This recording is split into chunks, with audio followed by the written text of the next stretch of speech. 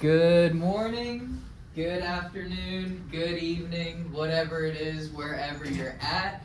Thank you for deciding to join us here at Continuous and Never Ending Improvement. Give us a like, subscribe, turn those notifications on so you don't miss a beat, but drop some comments, all that good stuff. But today we're super excited. I don't even know if excitement begins to describe, at least what I am today, to have our first guest ever, a very close friend, near and dear to my heart. One of the most creative and adventurous people that I know, Miss Heather Tokus, as well as AKA, also known as the Butterfly Lady of West Virginia, amongst other things. She's very multifaceted there, but joined as always again with Miss Samantha White and Mr. Jalen Phillips as well. But without further ado, Heather, I want to just pass it to you, and wherever you feel like, whatever you feel like talking about there, just where you started to kind of where you're at, we'll fill in the gaps with some questions and great conversation there. Sounds good. Okay, well, Jake introduced me as the Butterfly Lady, so of West Virginia. So I will have to admit that in 2004, I lobbied legislators of West Virginia and became the founder of West Virginia Monarch Butterfly Day, and it's every year September 12th. I decided to do the day because I raise butterflies, and monarchs have had a real tough go at survival, really in the last 30 years or 40 even. So in 2004, I realized that West Virginia has made the monarch their state butterfly. So I went to the lawmakers and I said, hey, we say it's our state butterfly, it's in danger, why not do something for it, if we love it so much and we have it up there as, this is our state butterfly, and we're recognizing it, so let's take it a step further and have some action for it. So, and it was interesting because I thought I would need maybe more people behind me saying the same thing as I was saying, So I got a little nervous that maybe it wouldn't happen, as just one person running their mouth about monarchs. So I actually went to the state entomological society and told them that I was making a petition, and would they participate in signing it to go along with what my idea was. So sadly, they said that they didn't feel like they had enough time at the time to do the petition, and there's no way it's going to go through at such a short notice with the legislative session, and just wait until next year, and then they'll do a proposal as a group and put the Butterfly Day through, because they thought it was a good idea. So I'm like, I've already written letters, I've already started the conversation, I'm already on this crusade, and I may or may not need a petition. So I just kept writing emails and responding and giving thanks to the people, the lawmakers, that were responding. I thanked them for their time and their information. And miraculously, it went through with my efforts, and I was the only one making the effort. But as always, I have help on the other side. So is me and all my angels really doing the petition ourselves. And so I originally wanted to have West Virginia Monarch Butterfly Day on September 9th because I was trying to pick a day within this school year of when monarchs are still here, because I live in West Virginia, so in West Virginia the monarchs usually are around the beginning of June through the end of September, and then they start going south to Mexico for the winter, about the end of September and the beginning of October. So the school year, of course, starts after Labor Day, although nowadays it kind of starts a little earlier sometimes, but you know, back in 2004, that was always after Labor Day. So I figured about a week in school, you know, give the teachers and kids a week to get settled in, and then start a big project of finding caterpillars and learning about milkweed and raising them, you know. So I was thinking about the 9th, and then I realized, oh my goodness, my birthday's in 3 days, I might as well make it the 12th. I can't help it when I was born, right? So it was just seemed to fall into place. So it wasn't my intention, but it certainly wasn't out of ego that I wanted to even do the day, and I hadn't even considered myself as a founder until my dad mentioned it. He was like, "Heather, you're going to be the founder of the day," and I'm like, "Oh, I guess I am." You know, I was just trying to do something, you know, really important for the Monarchs because they were in dire straits, and they still are. They're in worse condition nowadays than they were then. So, and there's a thing called Monarch Watch, okay? Monarch Watch is a program in Kansas, it's at the University of Kansas, and you think I'm silly, huh? No, You I'm like enjoying this this story? whole story. There's so many questions coming in my mind. Okay, Let her finish. She can answer. And she has questions too. I'm reading her mind. But I just want to finish this one last little exciting thing about this day establishment is that Monarch Watch is a program that has taken up the idea of tagging butterflies, of monarch butterflies, to see where they go for the winter. Now that was discovered back in 1975 by a Canadian scientist, and he came up with the idea of tagging.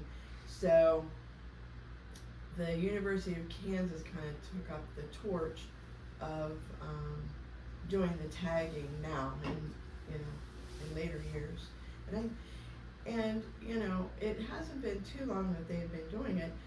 However, I had the chance to meet the fella who's the head of the program out there at the University of Kansas at an International Butterfly Breeders Conference in Tampa, Florida. Okay, so did you guys even know that there was an International No clue. Breeders Association? I'm a part of that. Okay, so so I met Chip Taylor was his name. He was one of our guest speakers at the conference, and he was talking to me on break at one point, and I was telling him about establishing the day in West Virginia for the Monarchs, and that I did it in 2004. And he said, "Wow," he said, "you were quite a visionary. We didn't start Monarch Watch until 2005. And I'm like, "Yes, I know." So that's who I am. I roll with that, yeah. So I've been a pioneer most of my life with things, and I'm not afraid to be the one doing something different than somebody else is not doing. So, or, you know, I've just always been that way, just the oddball, you know, so. That's awesome. That's what I do. Yeah, I know that for me has been instrumental in my life of just you setting the example of, like I said, very creative and multifaceted, but you know, as someone who also likes to think of myself as creative, I mean, you're by far the trailblazer, at least that's closest to me. Good definition. And, you know, I try to take example from that, but I know Sam has some questions there as well. I gotta ask, does that mean that this past one was the 20th anniversary? Yes. Wow. I guess that was a big one. I had a big celebration in Charleston, West Virginia, which is the capital of West Virginia. And I was really excited because it was not implemented by myself. It was implemented by other people in the state capitol that, that knew of it being the 20th year. And so I had something scheduled in Ripley, West Virginia to celebrate the 20th year, you Yeah. know, which is about a half hour away from Charleston, because in Ripley is where in this past May I established the very first butterfly house in the state of West Virginia. So we got that built and established this year, and so I was gonna celebrate the 20th year celebration there in Ripley. However, I got invited to come to Charleston instead, the capital, so I ended up doing that instead, and we had a hillside of people at this arboretum there in downtown Charleston. I didn't even know downtown Charleston had an arboretum. I don't even know what an arboretum is. It is, I'll just say a celebration of trees. So it's in a big area, a big space that they plant different plants, you know, for plant diversity, tree diversity, and arboretum kind of means like, you know, a sanctuary of trees. So it's like different trees and things. So it takes a fairly good sized space, you know, to support trees. Right. And that's why we have Arbor Day, Mhm. you know, because it's a celebration of trees. And I think it might be in June. I can't remember exactly when Arbor Day is, but it's a real thing. Yeah. I'm gonna trust your guess is probably far better than yours. But Yeah, I think it is. Maybe May. But yeah. That's awesome. yeah, well, thank you very much for that backstory, and thank you Yeah. for starting Butterfly Day in West Yeah. Virginia, or Monarch Day, I should say, Yeah, not Butterfly. Monarch, it's Monarch Day, Monarch. specifically monarchs, yeah. Yeah. What's before I let Sam go, I did have one other question. What's the biggest I guess endangerment for monarchs that kind of we can look out for? Is there anything we can do to kind of that's- help that, or? That question is the biggest debate. Mhm. Yeah, Yeah, these things like- it's like a whole thing here.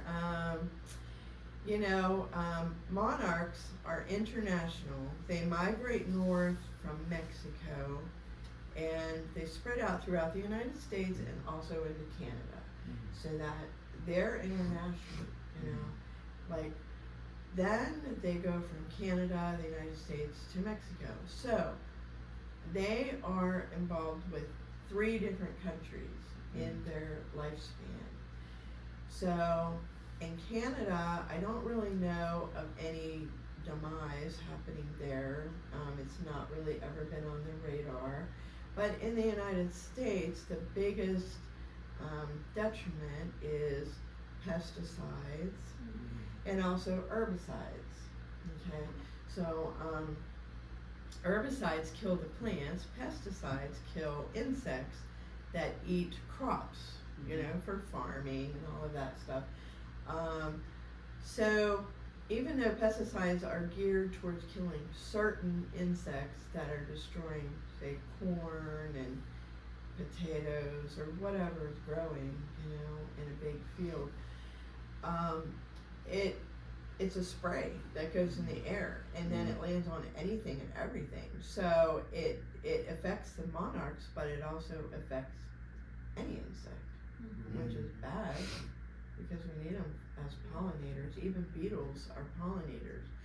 So that's happening in the U.S. And then in Mexico, the most fascinating part about the monarch's life cycle is the fact that they do go to Mexico for the winter. And they go to a certain mountain range that keeps a certain ecosphere temperature and humidity. And it's the exact specifics for what they need to survive winter months, because it's still chilly in Mexico. But as long as the monarchs don't freeze, they will survive the winter. But if they are in unseasonably cold weather, which has happened in Mexico, they've had freezing rain and lost numbers by the millions. And that was when I geared up to try to do something about the monarch in 2004. But anyhow, the biggest problem there in Mexico is the fact that these mountaintops have a certain type of pine tree that grow on them. It's called the Olmo firs. And those trees only grow at a certain elevation, which is normal. If you go out west here in the United States, there's only, pine trees that grow in the upper parts of the mountains in Colorado. You're not gonna see, oak trees up there and stuff because of the ecosystem, So those trees are also very coveted for lumber.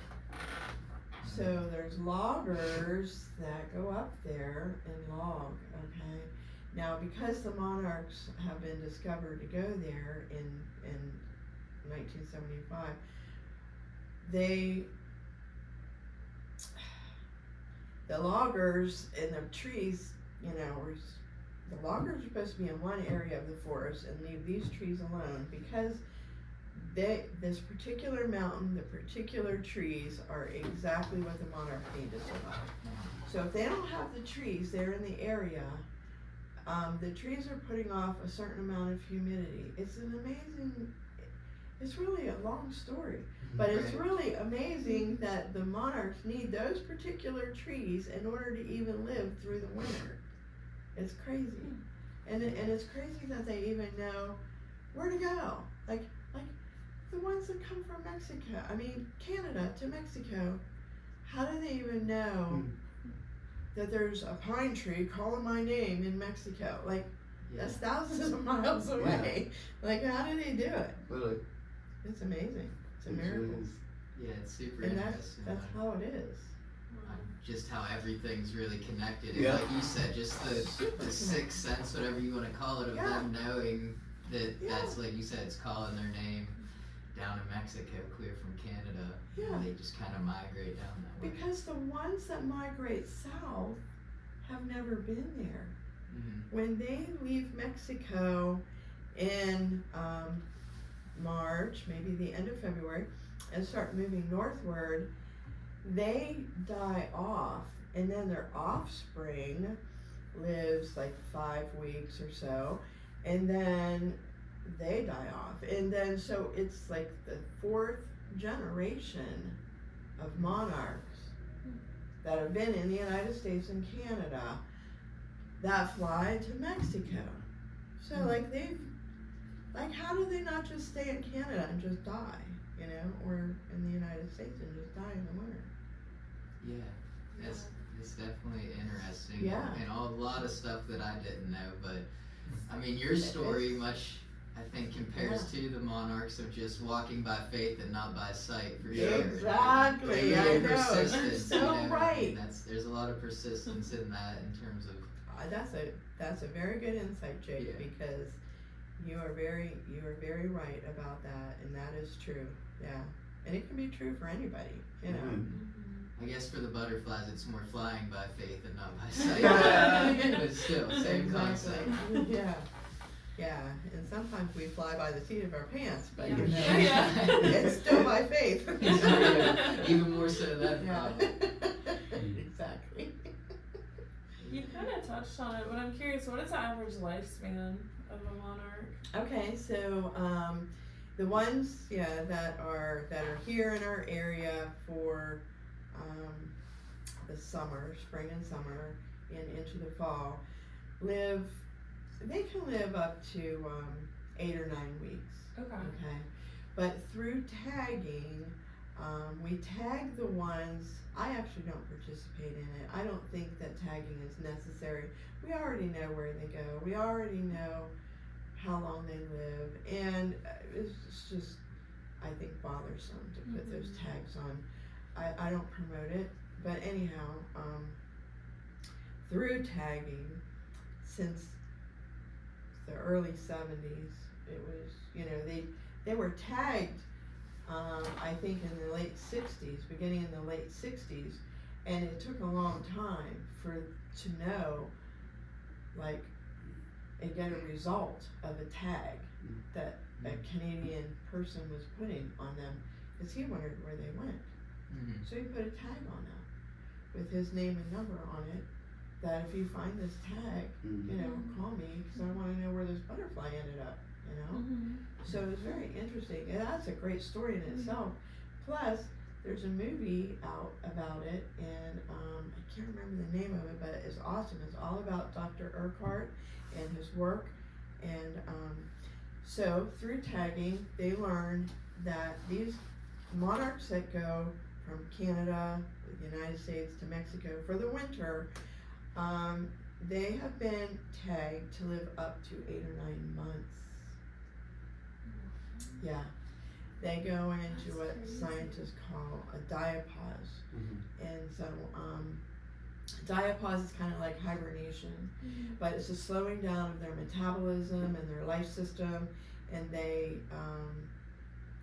live that long when they naturally do that. Like, how do they know when to go into diapause and not just keep laying eggs, and just one day it's cold and you're like, oh well, like, you know, sayonara. But they don't. They feel it coming on. And so scientists are still racking their brains on how to figure that out. You know, it might be through the angle of the sun, it might be through the temperatures of the night, you know, dropping, and there's lots of theories, but I don't know if we'll ever really know for sure, you know. But it's very interesting. More of like a deeper question on you and your life and experiences. What do you think has attributed to your perseverance of staying motivated to keep, you know, pushing for the day and anything just in general? Like, what is Like that what? coming from? Feel Like- free to touch on like some what- of your new adventures, and as well Okay. as she's got a podcast coming out about butterflies. So Yeah, feel free to I touch on do. any of that here. So, and actually, yeah, so what makes me tick, or what what's my major problem, right? Yeah. Like, why am I so weird? The good kind of weird. We love that. What makes you so What is wonderful, wrong with I would you? say. Why are you so crazy about these butterflies? That's funny. So, that's a great question. Well, actually, Jake, it does tie into my podcast. Because, for the reason I did the podcast is the reason I do what I do. I am calling the podcast Butterfly Connection. So, my introduction to it is people connecting with butterflies, butterflies connecting with people, and butterflies connecting people with people. Okay? So for those 3 very important reasons is why I persevere, and to answer your question.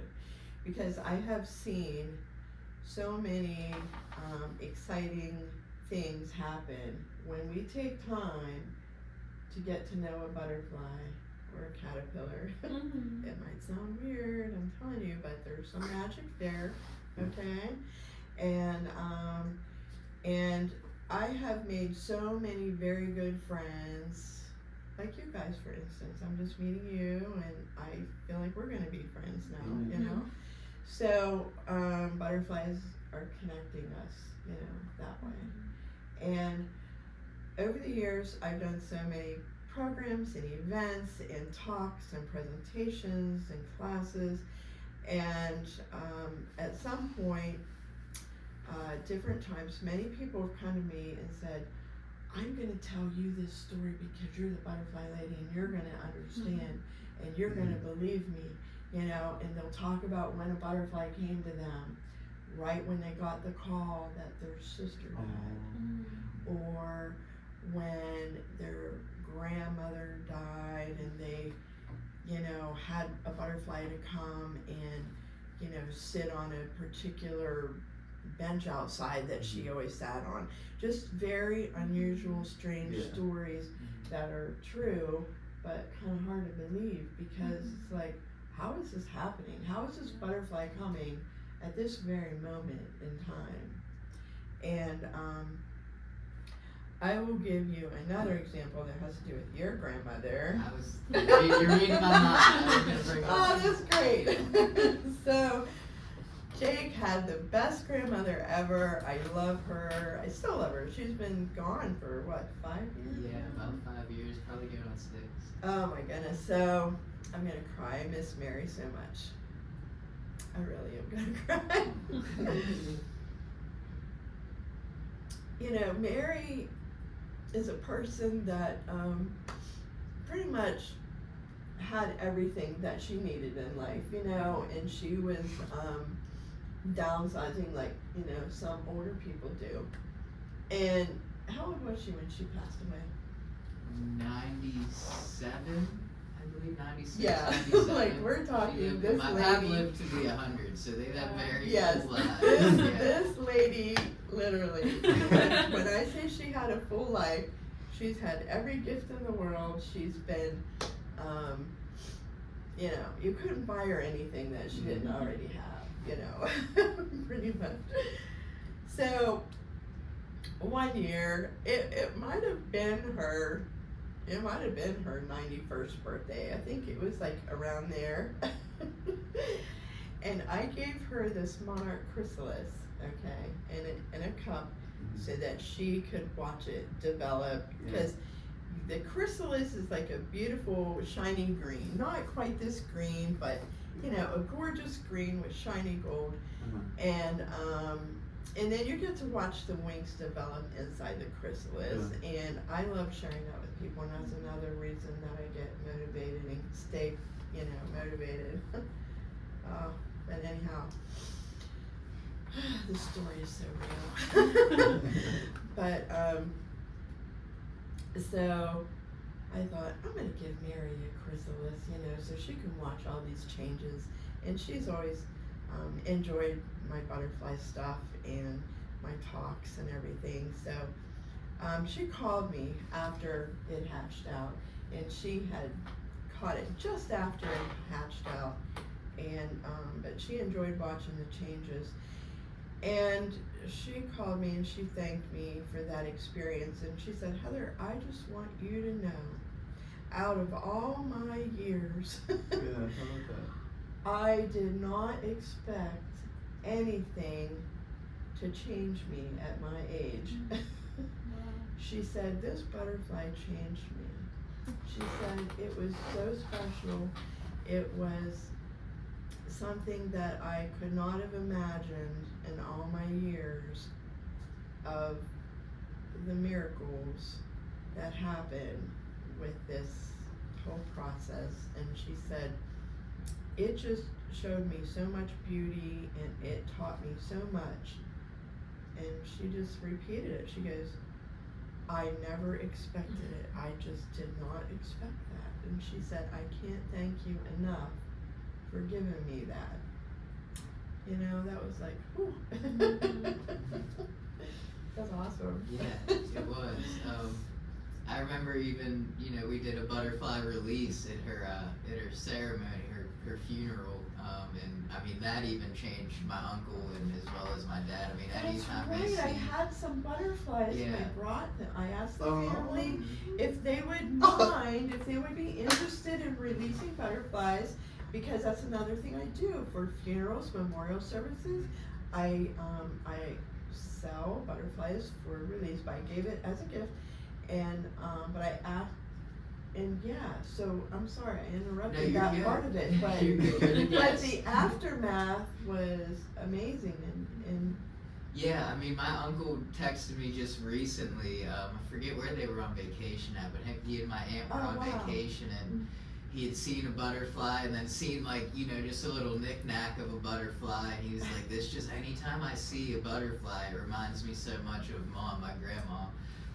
So, I mean, yeah, it's like you said, it's a way to connect each other, you know, It's magical. connecting to butterflies that keep us connected to our loved ones, you know, even after they pass, and that was something very beautiful. And wow. I I mean, to that point too, I think, their metamorphosis of a caterpillar to Yeah. becoming a butterfly is just a metaphor, no pun intended, It metamorphosis, can. metaphor. Yeah. But maybe that's where that comes from. But Yeah. of just, us being transformed. I Amen. think we can only hope to be transformed into something as beautiful as, a Yeah. caterpillar to a butterfly. But I remember that was her last words to me is, I was living a reckless life, as we all know. And her last words to me were just, you'll find your way. And she was always that constant in my life of, church every Sunday, same pew.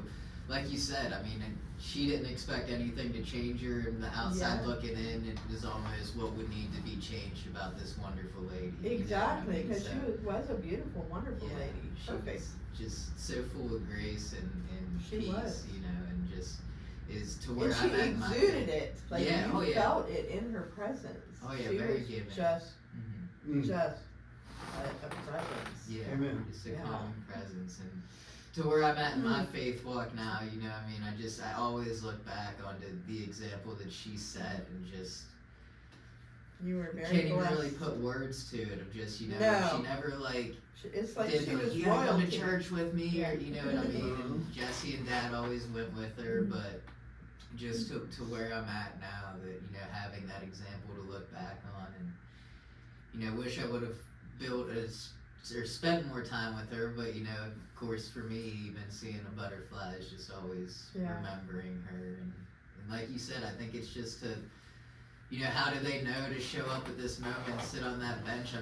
It's hard to believe, but at the same time, it's hard to believe that they know to go from Canada to Mexico, like we were just Exactly. talking about. So why wouldn't they know to show up when you're thinking of a loved one? Yeah. Why put Yeah. that past them? It's amazing. I know. It's magic that you just can't make up. Amen. I'm curious on a little bit of like your faith walk, and like when did the calling of saving the butterflies, like when was that truly burning and like, okay, I gotta do something about it? Like how did that work out? Well, I probably was in my 20s when I felt the calling to do something about Yeah. their demise. It was before Jake was born. Probably before you were born. Oh yikes! I'm the oldest one out of those two. Are you? Oh yeah. Okay, so I called that. Anyway, yeah. So probably in the mid '80s, when the Smithsonian had put out a pamphlet, a threefold pamphlet, and it was about the monarch butterfly, and there were reports in the news that there had been overwintering freezing rains that were unseasonal in Mexico. And these storms happened twice in a 10-year period. So they lost numbers by the millions. And it was before it was West Virginia state butterfly.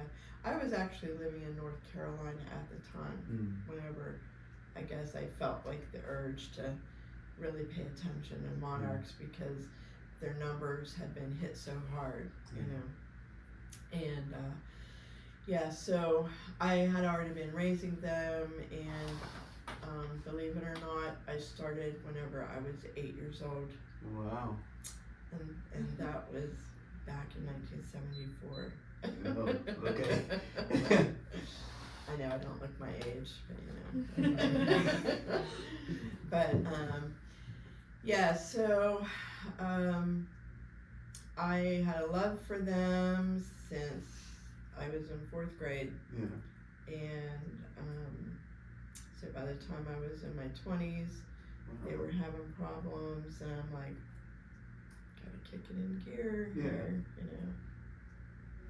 It's really inspiring to hear that you stuck with something from Seriously. like as a young child having interest, because I think of all the times you're like, oh, that would be like cool to do or learn more about, and it's a fleeting thought, but to hold on to it. That's my brother's story. Yeah.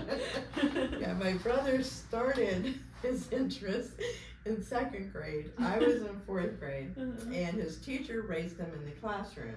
So he asked his teacher how could he do it at home, And so he's drug his big sister out into the field, and next thing I know, I'm learning about milkweed and finding caterpillars, and I'm the one who stuck with it, and he didn't. I mean, he still enjoyed it and did it every now and then, but he was so brilliant and on his path to doing many other fabulous things. But the butterflies have been, you know, my immersion, you know. Although I went to school, I have a bachelor's degree in social work, so I have a deep love for people and for butterflies. So, in all reality, I am the true social butterfly. Love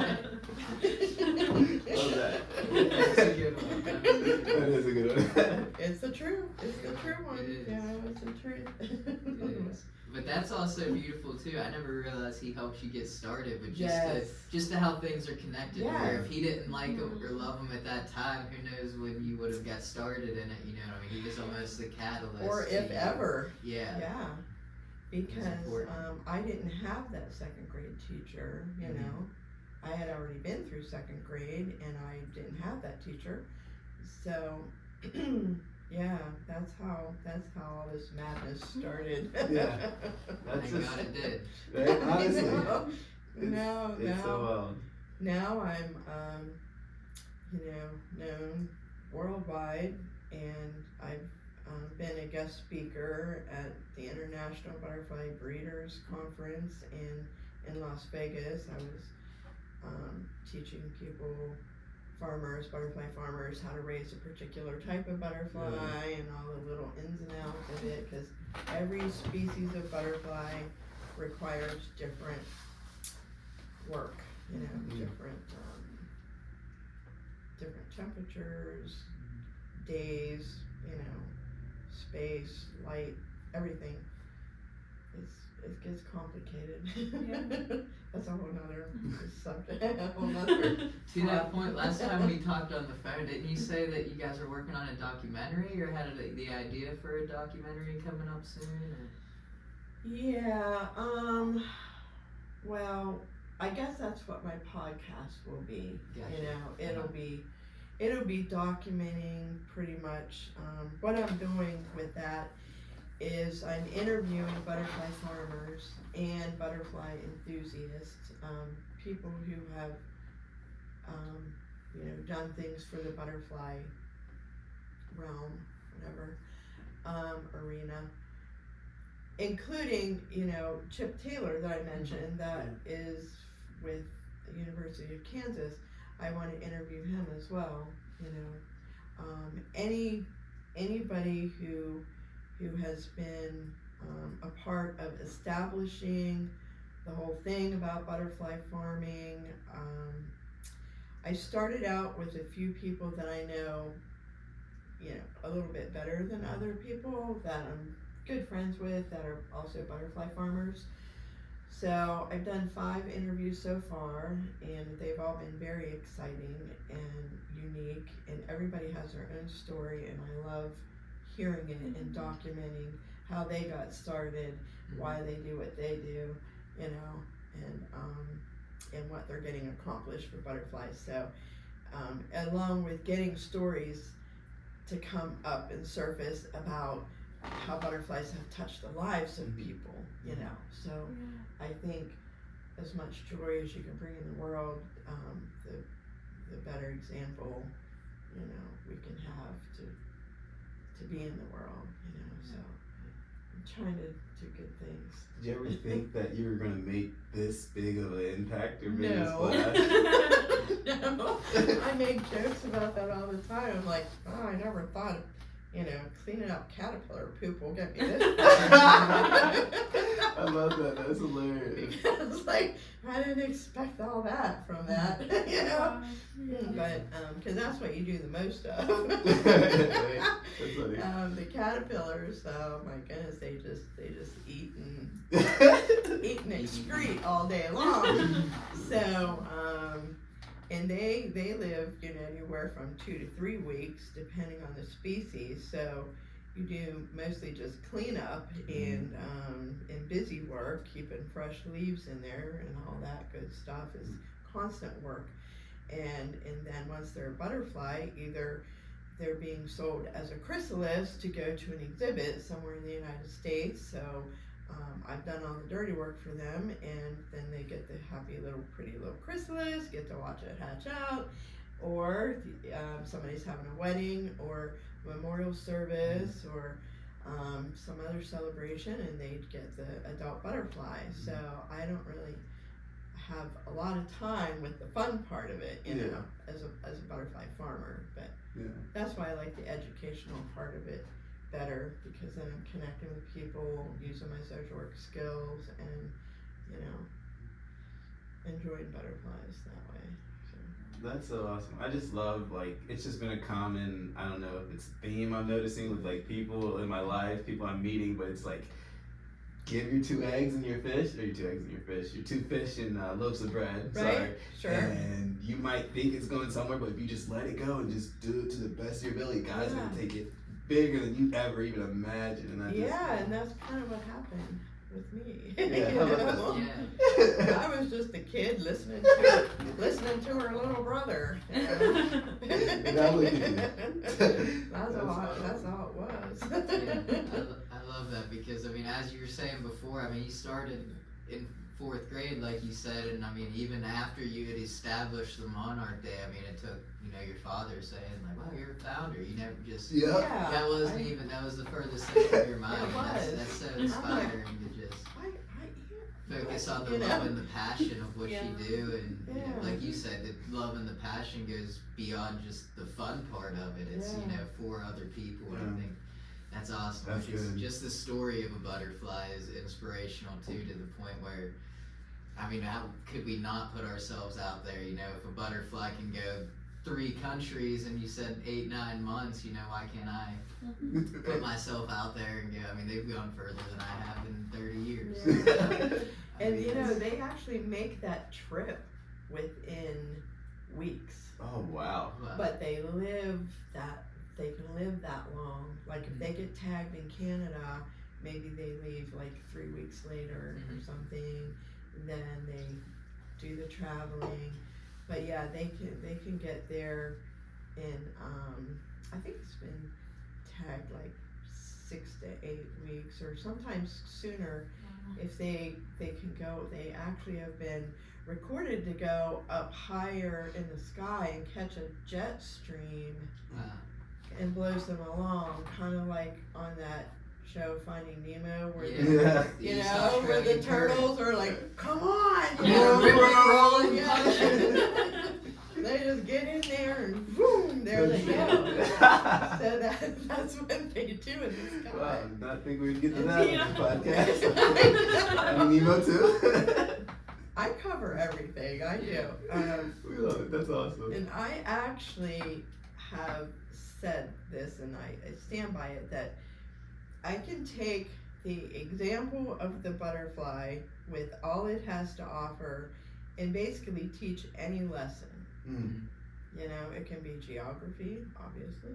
It can be math. It can be health, science. It can be health. It can be art. It can be English. It can be human relations. It could be like you name something. Music. Oh, yeah. Yes, as a matter of fact, now with like all this new equipment that we have for picking up audio, the actual chrysalis, if it has sensors put on it, has been detected amazing music that comes out of a chrysalis on a certain frequency. Yeah. It's amazing. Yeah. I love butterflies. Yeah. You got it. Yeah, I'm like a disease. Once you meet me, you know, you're like the best spots. disease you'll ever catch. The spots just start coming up on you. Know. That's awesome. I love that. Yeah, well, you just have so much passion, just in the short amount of time. Like getting to know you and hear your story, it just like radiates off of you. It's been a wonderful journey in life. Yeah. I'm curious about some of maybe your stories on healing, because even hearing some of this, it's like, you know, you can feel lost. It's like life doesn't make sense. I have no hope. I can't see my way out of this. And when you're speaking on like the magic of butterflies, like sometimes it doesn't need to make sense to start a healing process. So That's very true. I think a lot of times, you know, we get caught up in wanting to make sense of things first before we take action, you know, like we just mentioned, you know, just go ahead and fly, you know, by faith, which I think is what we're all supposed to do, but we sometimes forget that in our human journey. yeah, You know? it's a lot easier said Because- than done. Yeah, because we end up with falling into fear and for what our eyes see, when there's so much more that our eyes don't see that our heart sees. And when we learn to see with our heart, then we're going to be better off, you know. We're not going to live in fear as much. We're not going to live in the point of you being stifled, you know. We're just going to go ahead and take that step. So, yeah, so my social work profession is kind of like a healing profession. Butterflies heal people, you know, in different ways because they bring joy. And when we feel joy and love, then that is a healing frequency that we don't always recognize or even know that it is, but it is. And and then I also play the cello, which is a very healing instrument as well. So it seems like my whole life path has really been about healing, you know, being an instrument of healing. Because I just look at it and I look at all the things that I've been into, and it all can be summed up as healing modalities, you know. So when COVID hit, it really ticked me off, you know, how we were told to stay away from each other and how everybody was a huge danger and blah blah blah, and you know everything we went through. It was just like really complicated and unusual and not what we were used to, and it lingered and lingered. So I decided to open up a healing center. I'm like, enough of this already. I'm bringing people together. Come on now. So we're supposed to be hugging each other and supporting each other and hearing each other's story and encouraging each other. So so I opened up a healing center, but that was the opening day was February 22nd in 2022. So, but back in 2009, I learned about a Japanese healing modality called Reiki. So it's an energy medicine, and we each have the ability within ourselves to connect on a spiritual level with somebody, and that's basically what Reiki is. And so I wouldn't mind giving you guys a sample so you can see if you would like. But Jake has had a full session, and it just kind of balances your energy, takes the edge off. So between me having been a Reiki practitioner and you know, me seeing the need to bring people together after COVID, again, trailblazer, pioneer girl here, right? Like nobody in my little town is doing anything like this, believe me. But yeah, so, and even my landlord, at one point, I don't even know what the point of reference was, but I remember him telling a friend of mine, Heather is Heather, like,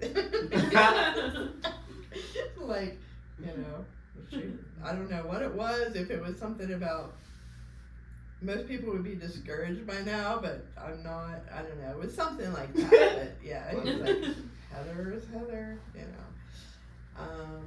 So I took that as a compliment. But anyhow, so with healing, healing basically takes place when we surrender ourselves to the fact that there's a higher power than ourselves, and we're not in control or charge. It's not our job to think about things all the time the way we do. But when we can understand that part of us that is spiritual, which is kind of, I don't want to say it's beyond our comprehension, but it's beyond our comprehension. You know, Yeah. it is. Like, we want to put a limit or a cap on things, or we haven't seen certain things in our life, so we can't imagine that they would exist. Yeah. Right? So it goes beyond our belief system. You know, no matter how long, you know, we've been working on ourselves spiritually, there's still more to learn. You know, like, you're not going to get to the top of it. You're not Yeah. going to reach the end of it. And so basically, you just have to understand that there is a point of surrender and surrender doesn't mean giving up or anything like that. It means accepting the fact that there are things beyond your belief system that you can accept. So you kind of have to surrender your capping off of things, if that makes any sense. You know, like, if you can take that lid off, you know, and then just let God flow in however He's going to flow in, then healing takes place. If that makes any sense. Yeah. Yeah, and I mean, that's why I said, like, you know, all my struggles and troubles with alcoholism and that has been really a blessing in hindsight, just because it's caused me to surrender and give up, again, just control, to where, you know, even, I think, going back to the understanding things, and again, one of my favorite things that I've heard recently is there's just some things that I'm not going to understand this side of eternity.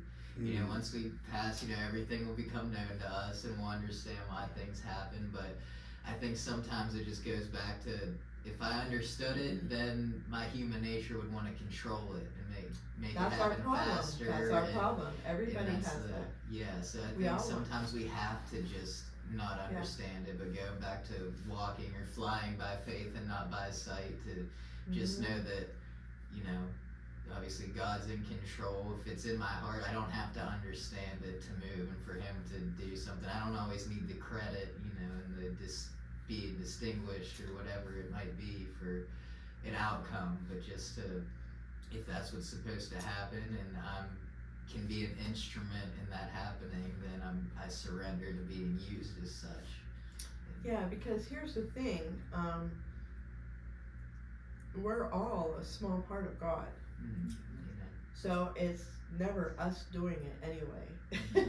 Right. You know, like, as soon as we can see ourselves as not ourself in our own little pile of cells, you know, we're a vessel, and we have we're more than what we think we are. And so and that's when our egos get in the way and become a problem, because we want to say, look at me, look what I can do, look what I this and I that, and I've come this far. And but really, you know, and some part of you has, because you have to make some action and some effort and some decision, but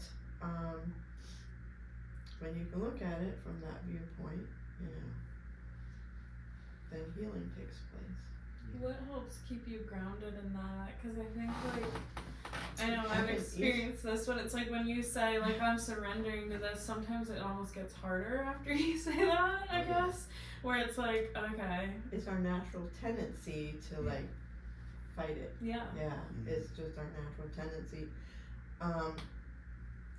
So as far as keeping yourself grounded, you know, that's what's so exciting about life. It's every day is a day full of decisions.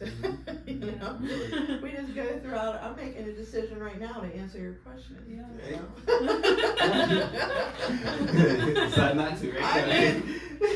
I made the decision to drive here today. You know, like. I wouldn't be having this wonderful experience if I, you know, didn't take certain steps. So, and that's the same for all of us, not just me, like all of us do that. And so, like, to stay grounded, do you mean be able to take care of your daily stuff as opposed to just being up in the clouds and as a spiritual I guess being, or in a sense of what kind of staying grounded? motivated and persevering, Okay. you know, and that instead of putting the lid back on, I guess, in a sense. Okay, gotcha. Okay. I feel like it's hard, you know. Yeah, and honestly, that comes with experiences, and that Yeah. comes with time, and that's why I believe experiences come in our life because there's something that we're to get out of it. Mhm.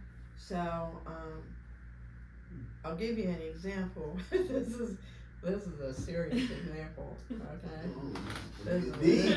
This is one example here. Okay. You may know what I'm gonna say. I don't know, but all right. So, in 2015, I found a lump in my breast. Okay, and I soon found out 2 months later, after a PET scan and all that good stuff, that it was cancer, and it had metastasized to my bones, my liver, and my lymph nodes. It was stage 4, and I was told that I was going to be on hospice in about 8 months. So I learned everything I could about cancer, you know, and I was stopped in my tracks. You know, everything stopped. So that pretty much grounded me. You know? I learned about, you know, surrendering then. So one thing I did learn about my cancer journey is the fact that everything happens to you for a reason. Okay. So I was working 6 or 7 days a week in social work, and I was doing supervised visitations with Child Protective Services, and I was doing court reporting and parent teaching and life skills teaching to parents. So it was heavy duty stuff. I called it working in the trenches. You know? These are people who've had a lot of them, some kind of an addiction problem where they were trying to get worked out whether they were going to be okay enough to keep their kids or not, you know. So I was working with these very heavily hard emotional situations, and I had to make the right decision, you know, for the kids. So it was a lot of pressure, a lot of work, and I had done that like for about 3 years, and then I got this news about stage 4 cancer. So I had to stop everything, you know, and so in the meantime, I learned that you need to talk to your body, you need to talk to the cancer, you need to talk to the alcoholism, whatever. You need to talk to whatever the thing is that's got you, all right, to where you're got, all right. You don't necessarily have to have it to be a situation where you're physically dying like I was, but it could be, maybe migraine headache or something, maybe an ankle injury that keeps flaring up, something is happening. Our bodies, our physical bodies, are a reflection of our spiritual body. And we are spiritual beings in a physical experience. So when our spirit and our soul is not aligned with who we are meant to be on our journey here, then it creates problems physically for us. Okay? So, and maybe Jake has some testimony there of what he found out within himself that helped him work through what you had to work through. But I had to work through cancer. So here I was, laying in bed and trying to figure this situation out. So what I learned is that the cancer was there to teach me how to receive. That I spent so much of my life giving, doing, that I literally had a problem with someone doing something for me.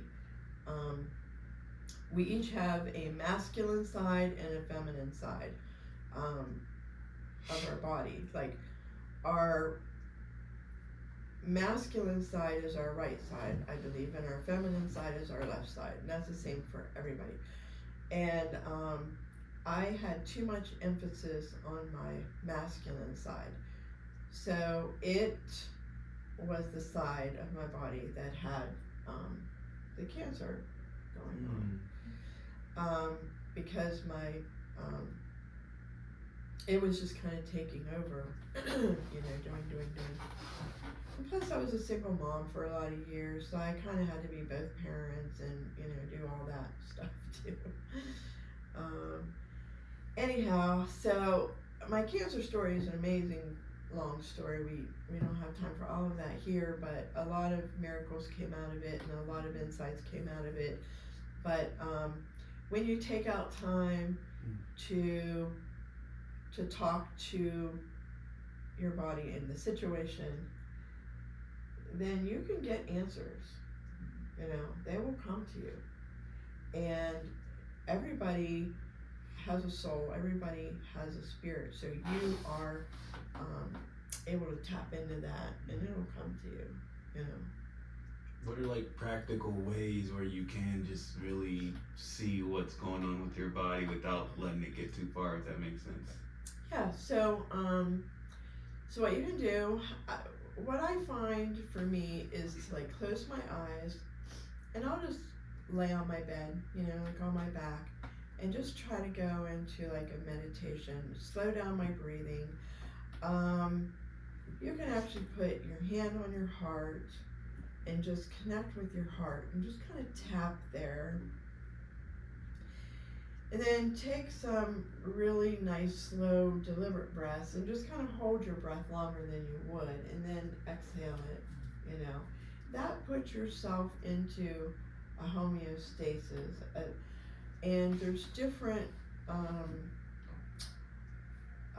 brain waves, like all these electrodes that can be put on your head and measured if your brain is doing this brainwave or this brainwave. Like there's delta and theta and beta and all this stuff. So what you want to try to do is get yourself into theta. It's like in between sleep and it's in between awake. And at that time is when God talks to you. Like sometimes it's early in the morning, first thing in the morning, right? So like you could wake up in the morning and with having had gone to bed the night before with the intention of waking up in the morning and asking these questions of yourself, like just say, okay, in the morning I'm going to wake up and before I'm completely awake, I'm just like, in between, you know. Mhm. And I'm gonna think of these things, and I'm gonna get answers then. You know, you can do it then. Okay. It's almost like, in a way of hypnosis, almost, you know, but it's not. You're setting your intention to get an answer when you're in an optimal time and place to get an answer. It reminds me of, there's a biblical story, and I don't know the characters in it. Drop in the comments if you do, but I believe it was, might be Jacob, but he was saying like he thought his dad was calling him, so he went up and said, "Dad, what do you want?" He's like, "I didn't call you," and it happened for 3 straight times. Samuel. Yeah. Oh, was it Samuel? How about that? And it happened Okay. for 3 straight times, and he's like, Yeah. the third time he's like, "That's God talking to you," and like it was right before that sleep or that state where they were about to fall asleep, and I can't remember necessarily what God was saying to him. I need to Yeah. revisit it, but I'm like, I hear you. That's where that space is. Yeah. Yeah. How about that? Yeah. Wow. Good example. Yeah. Yeah, Yeah. and that was actually because that was the first time that God was calling him, so he wasn't familiar with it, so he kept getting up, and Yeah. I think it was can't remember who he was with. It wasn't his dad, Oh, but yeah. it was his. He was dedicated to the temple, and he was going and asking the priest. I can't remember who it was at the Yeah. time, but he said, "You call me." Yeah. Yeah. He was like, "No, I didn't call you. You go back to sleep," you know. And then he realized, like you said, the last time he was like, "Listen, that's God's trying to speak with you. Go Mm. back if He says it. Say your servant is listening." Yep, that's it. That's exactly it. Amen. Preach it. Yeah, I mean that's definitely a powerful story. I mean, I remember Yeah. when that happened, and just You know, met me obviously- then. Yeah, Yeah. yeah, and I remember obviously, just family dealing, and what Cedric was dealing with at the time, and him having to have faith too at the time, just that things would work out. But Cedric is my son. yeah, Shout out, said. great guy. But yeah, I mean something that I've learned, and I mean surrender, like you said, surrender doesn't mean you're giving up, but it means you're giving the fight over. I mean there's still things that we have to do, but I'm putting it into God's hands. And something I found in my recovery is just, there's a saying that acceptance is the answer to everything, and that's, I think, so true in a lot of ways. It might not be the answer that if you accept it that it's going to go away, but I have to first accept that I have this disease. It's never going away, you know what I mean? And thank God in your case it did go away, miraculously. I mean, I hope we have time for that story another time. because, Yeah. I mean, That's I incredible. have to give you that book back, so I've had It's it for however long, incredible. dying to give me. I know where it's at, but you had to Oh. write a book too. But He yeah, I mean, you speaks lived it. highly of that book, Dying to Be Me, so. It's She an lived it. incredible story. Yeah. I did live it. Yeah. Oh. But yeah, I mean, just accepting that, this is where I'm at, and I think not getting angry and like, how could this happen to me, and yada yada, all those things, to where you can actually be like, this is where I'm at, and it's not where I have to stay. I think trusting, obviously, God that He knows that He can do miraculous things, and like you Yeah. said, you're supposed to be on hospice. So it Yeah. was years ago now, but I Yeah. mean, here you are today on 8 our years podcast, ago. starting a 9. podcast, running a healing center, and just sharing your testimony, which is a beautiful thing. Cleaning up caterpillar poop. Yeah. You're still cleaning up. That ain't easy.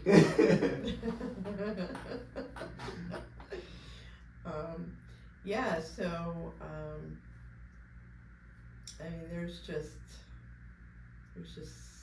it's just amazing, but I tell people that, when people get cancer, they get scared right away, I amazingly never got scared. I just was thinking, okay, how am I going to handle this, and you can fall into fear really easily.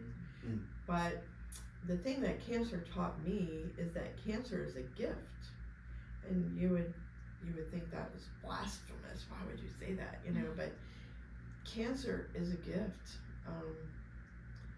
It came to you to teach you something that you need to change about yourself, and you need to change it now. And we don't like to learn things unless we are forced to learn things. We like to go about our little happy way, go about our little habits and our daily routines, and you know, I mean, we do. We settle into it real quick, and then when something like cancer happens, or alcoholism, you know, one day you realize and you speak up and you get up and you do it. And yeah, so the thing is, you have to dig deep within yourself, and you have to dig deep in with God, with your own spirituality, with evaluating your own actions and the things that you need to change and fix and do. And if it wasn't for cancer, I wouldn't have known all the things about myself that I do now, you know? And it really is a gift. It's a scary gift. But the thing is, you know, we're all here and we're all dying. Literally. Yeah. And that's not to sound scary or morbid or place fear into your day to day, but you know, we're here to learn and to grow and to make the most of it. And then we sometimes just don't do that. So things come in our life to make us make the most of it, basically. Yeah, we've talked recently on other episodes and just in some groups I'm in of that gift of desperation, you know what I mean? Yeah. And just It is. being forced to be put in a place to where, you know, like that, I wouldn't have done that digging and searching of my soul if I wasn't placed in that certain situation. So I could, and kind of like you said, I mean, I see people a lot that, you know, I mean, they're mad about the situation they're in and the experiences they had, but I think just when you flip that switch of gratitude and realize that I don't have to save here, there is someone that can save me that still does miracles, you know, I mean, you're a living, breathing testimony of that, but to just realize that, you know, it does, it reveals a lot, and it helps in terms of just being able to surrender in all things. Because to your point, Sam, it does get hard. It gets really hard, and almost as soon as you say it, it gets harder because it's a true test of your faith at that point. Okay, it's deeper than just saying I surrender. It's I'm gonna give you something. I'm gonna increase the pain to see how much you're willing to surrender. You gotta try to take control of it. And that's something my sponsors talk with me about. You know what I mean? We always, sometimes we want to take it back. You know what I mean? Like we give it to God, and then sometimes we want to be like, okay, well, I think I got it now. Let me take that back and start kind of manipulating things myself again. And that's what we don't want to do. When we give it up, there's a lot of peace in that, and just that I don't. It's not for me to worry about. We're not you know what I responsible. mean? Yeah, and like you said, In we're all on the same journey of, you know what I mean? It's just about our experience and to take the fear out of dying. You know, when we die, we go home to be with the one who created us, and you know what I mean. Just take that out of it and realize that, you know, if there's a miracle to be worked here, it can be worked, and to just. To your point too, that doesn't mean that there's things that we just don't have to do anything and it'll go away. I mean, I know in terms of your story, I remember the alkaline diet that you were doing, you know what I mean, and there wasn't a lot of help from doctors at the time, and that was just amazing to me too, and that sticks with me still to this day, because you know what I mean, it wasn't like all this chemo treatment or anything like that. It was just something simple that you found that, you know, this is what I can do, and I'm gonna have faith that it's gonna work. And it wasn't necessarily even that, but by grace we were saved through faith, you know, and you were saved through that. I was okay with dying, you know, and I surrendered to the fact that, you know, I've been the butterfly lady and taught cello and done good social work, and I did a good life. My kids are grown now, and you know, so I was okay with leaving. I was at peace with it, but I didn't have to leave. God wasn't done with you on this planet. So, God's got big things here. now I start a podcast and a healing center and everything else out on the other side of it, you know, but yeah, you can't live in fear. Fear destroys us.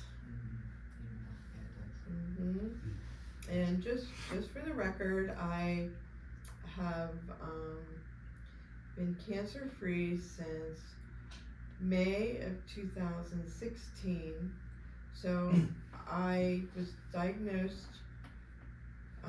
December of 2015 as stage 4 cancer. So by May, it was gone. Wow. Gone. God is good. Okay, do you hear me? I hear you. By May. And I've been on no medications. Mm. None. Against my doctor's will.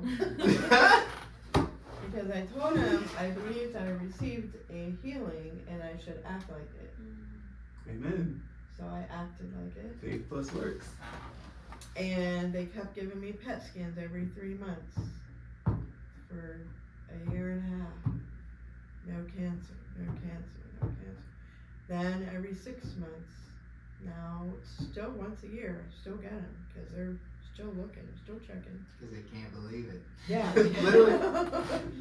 Like it has not been there. So they told me that the type of cancer I had was incurable and I have to stay on maintenance chemo for the rest of my life.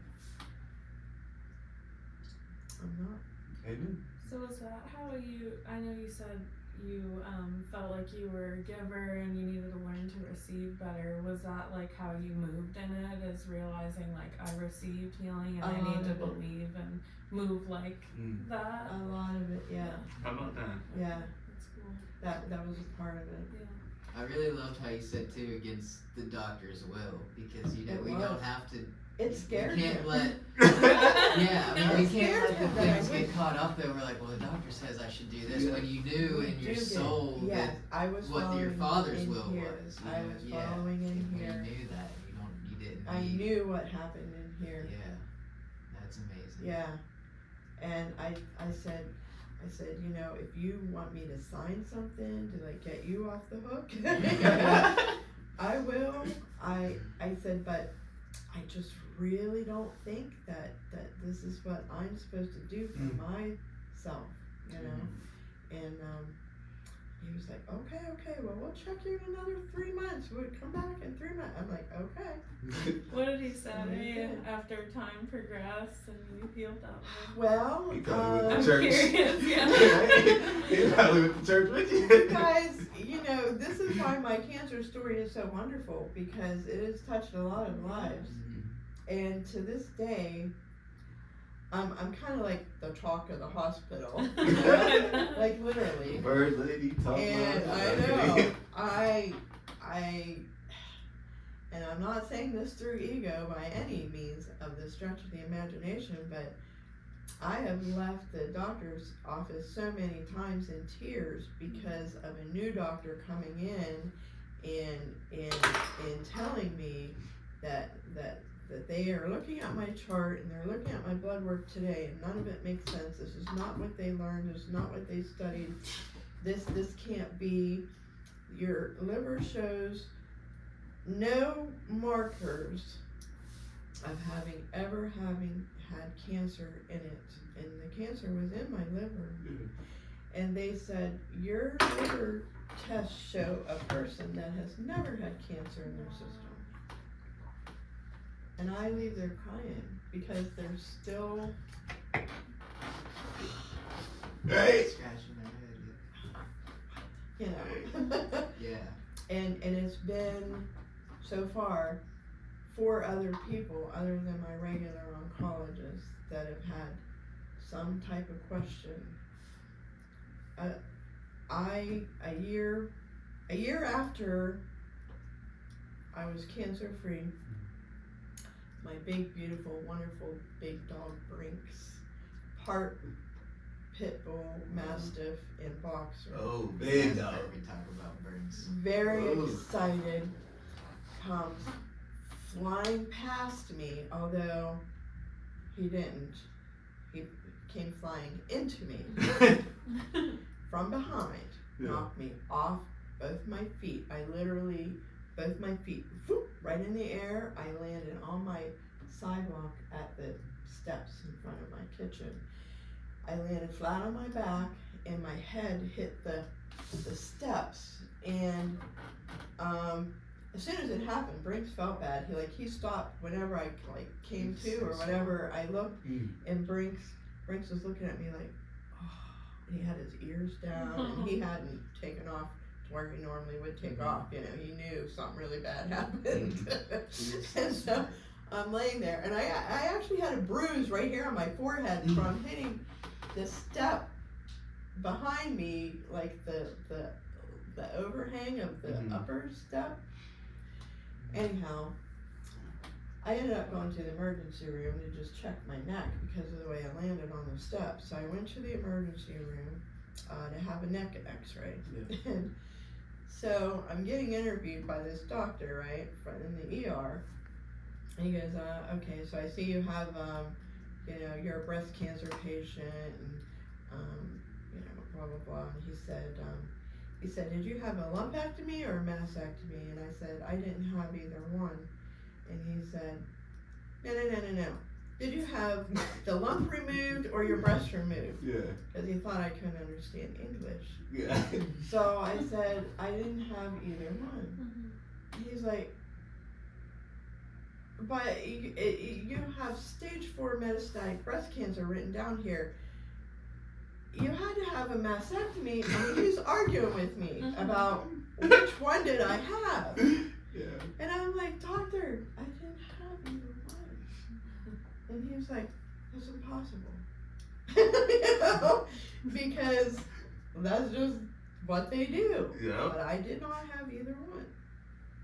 All things are possible. Amen. Yeah. So I mean, my story is really far-fetched and outlandish. Inspiring. I think we really need to sit down and write a book at some point just about that. I mean, that's got to get out to as many people as possible. It's a great story. It's amazing. Yeah, I don't even think calling it a story does it justice. It's a Yeah. powerful testimony. It One is. of the most powerful I've ever heard, let alone to be in such close contact with you. I mean, it's just, like I said, it's been a staple in my life to just remember that anything's possible. There's healing and miracles made available to all of us. It is available to all of us. We just have to embrace it and accept it and not try to be in charge of it. Yeah. I do have a lot of my story written down, and I do have a title for the book. That's awesome. So when it's out, you will find it under Cancer Set Go. Ooh, I like that. Cancer Set Go. Awesome. So you get the word cancer, right? Yeah. You get it from your doctor. Then you have to set your mind, set your goals, set yourself, set with the cancer, and then you take your actions. Well, I can't wait to read it. And Amen. hopefully I can get an autograph from the author. Hey, amen. Wow. Double that up, please. Well, we'll see about that. Oh. That'd be awesome. Yeah. Yeah. Did you have any other questions for me? I know you had some things written down. Honestly, I just wanted to share, not necessarily a question, but you said physical body, it's a reflection of your spiritual body. Yeah. And I just think that's so powerful, and that that's something that people we should, I'm speaking for myself, but just if you can recognize that, then you're on the right track, you know. So, to add to what you're saying, many people can comprehend the idea of stress can cause a stomach ulcer. Okay? Stress is not physical. It has to do with your emotions and your spirit. So when our emotions and our spirit are in a awry, because we stay under fear, fear causes stress. If we stay under pressure, we put undue pressures on ourselves. We hold things too tightly, emotion-wise. Then your body is going to create an ulcer in your stomach, or you're going to start getting migraines, or you're going to start having IBS. You know, there's a problem in your intestines that you don't want to have. All these things, you can create a heart attack for yourself. That is all physical. So that is how stress translates, and spirit translates into your physical body. Problems in your physical body. I'm just so thankful for you sharing all of That's this. good. I'm glad you invited me to be here. Yeah. Yeah, I'm so thankful you came up and made time for us today, and just to share, like I said, that powerful and wonderful testimony. I'm just so glad you're still here with us. Not even like I only know. coming up today, but just still here on earth to share that your story and your testimony. Yeah. I've got a lot of good stories. I think that's a good place for us to wrap up, though. I don't want to go on too long and take away from, that, just like I said, that powerful ending there. But I think the biggest takeaway, at least for me, is just remember to surrender. There's healing and abundant miracles available for all of us. It just comes to believing and having faith in them and surrendering to the one who can save us. But any other last thoughts you have and to send us out on? Anything coming up? I know you're always doing something. Nothing really coming up, but I am working on that book, Cancer Set Go, and the podcast Butterfly Connection should be up and running maybe within a week, so maybe around Christmas or a couple days after Christmas. Yeah, so Awesome. Keep an eye out for that, and we will drop the link in the comments here as soon as that comes out, so that it can be Thank easily you. accessed from this podcast here if you're watching and want to check it out after hearing how amazing Miss Heather is. But other than that, I pray you're all healed today and just surrender to the hardships and stress going on. Remember, that doesn't have to be the case.